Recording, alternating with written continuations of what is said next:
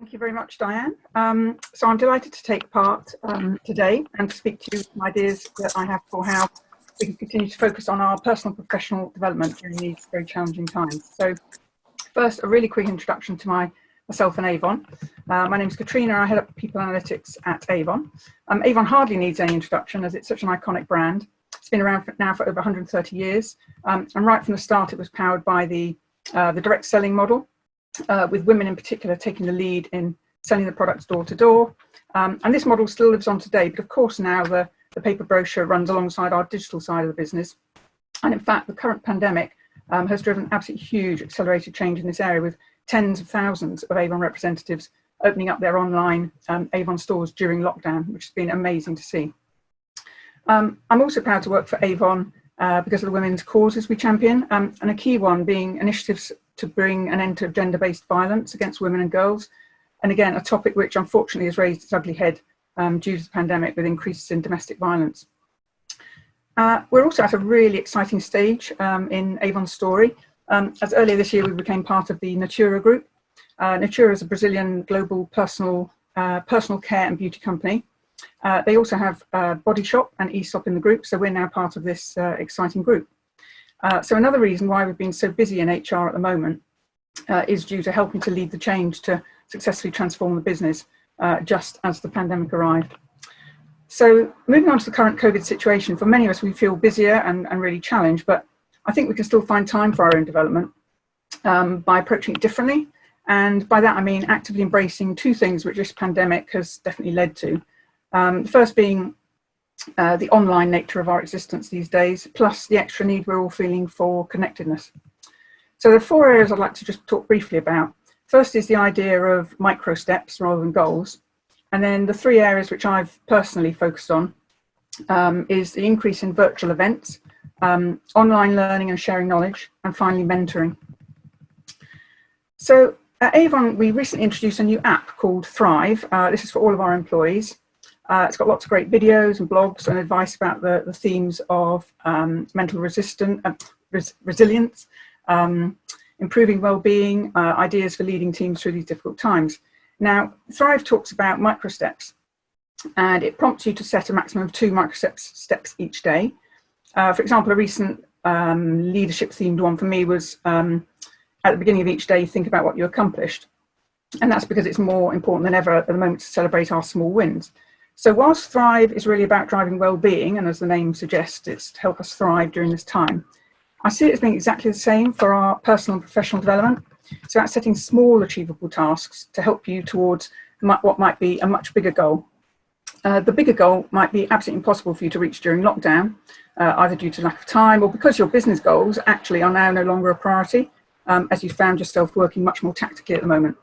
So what I'm doing is also setting myself micro steps each day in terms of my personal development. So it might be something just like, find and read a blog on LinkedIn article, a LinkedIn article on the subject of workforce planning, or listen to the latest month's people analytics podcast from a people analytics leader, for example.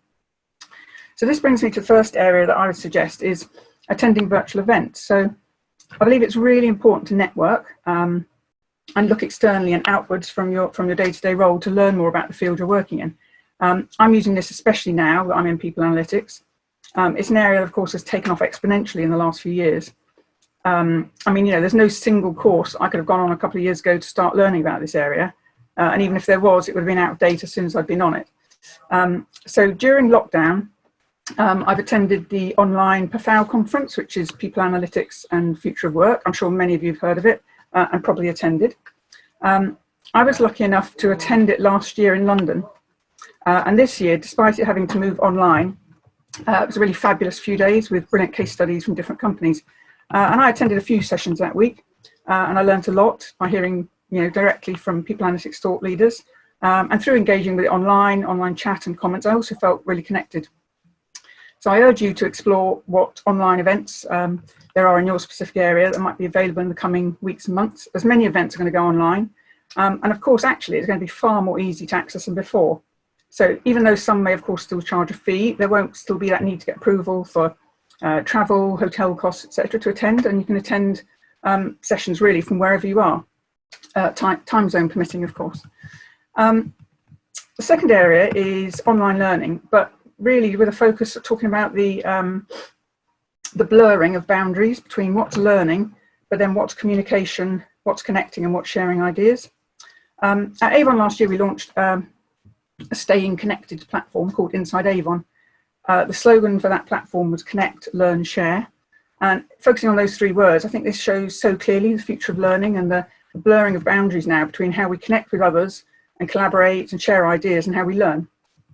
And of course, this was starting to be the case before COVID-19 came along, but it's really accelerating this.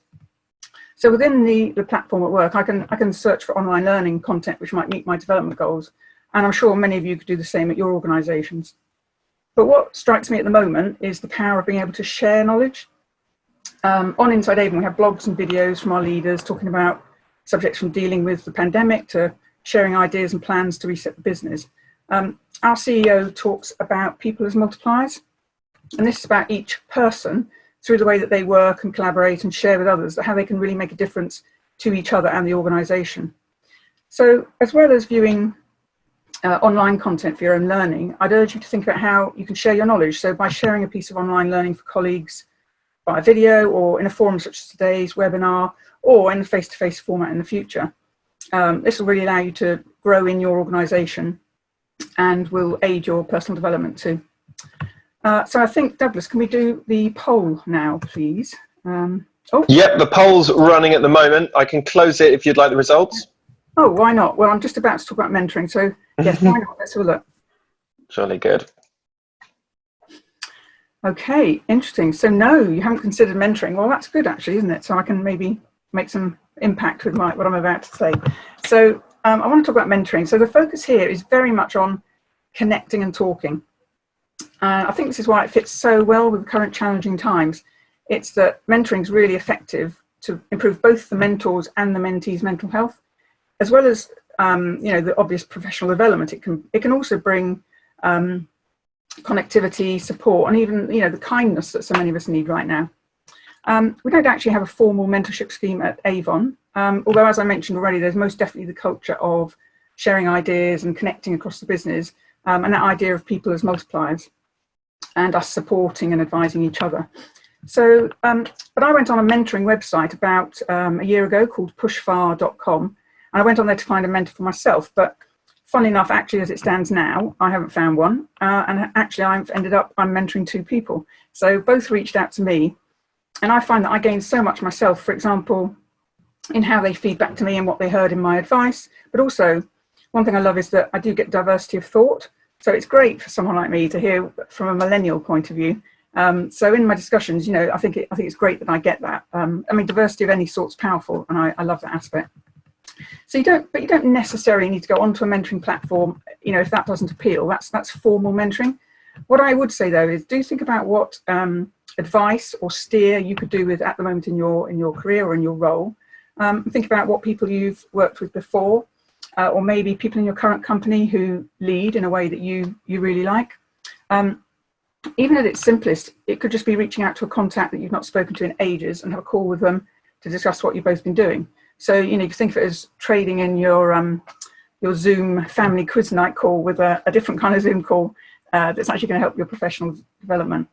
And lastly, there's a quote I really like, which is, if you want to get better at something, ask for advice instead of feedback. So again, at this time, it just seems like a really great time to get out there and ask for advice and simply to talk, whether it's a formal mentor talk or not. So to wrap up, I'd just like to say, whatever you do, I think, whatever you do try in terms of your own micro steps around networking, online events, knowledge sharing, mentoring, it'd be great to capture all of these small achievements as you go along, so that you can remind yourself when you look back in the future on what you achieved by way of your own development, you know, during this period where obviously none of us are going to forget it, when the pandemic really changed the way that we work.